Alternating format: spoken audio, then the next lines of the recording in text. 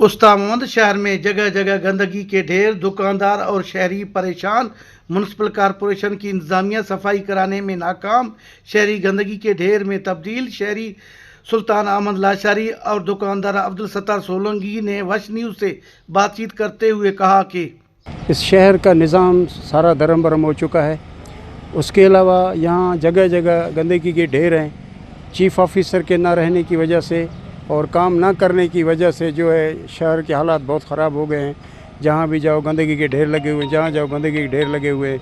लिहाजा मैं इंतज़ामिया से गुजारिश करूँगा और अपने डीसी उस्तामंद को भी गुजारिश करूँगा कि मेहरबानी करके शहर की तरफ तवज्जो दें और सफाई सुथराई की तरफ तवज्जो दें, ताकि ये शहर जो है काम हो सके और यह सफाई हो और शहर के हालात सही हो जाएं। सफाई का मसला है, यहाँ बहुत से नाकस सफाई होती है। यहाँ आप देखें रोडों में पानी ठहरा हुआ है, ये जो कचरा निकालते हैं वो दुकानों के सामने ही फेंक के चले जाते हैं। ना कोई सफाई का तरीका है, ना कोई, इतना सारा बजट पड़ा हुआ है। मगर उस्तामंद की सूरत हाल आप लोगों के सामने ये देखें, आप दुकान के सामने कितना कचरा पड़ा हुआ है। जो भी आता है कचरा निकाल के यहाँ रख देते हैं।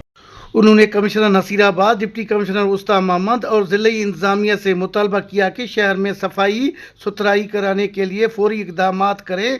कैमरा टीम के साथ अली हसन बलोच, वच न्यूज़, उस्ताम मोहम्मद, बलूचिस्तान।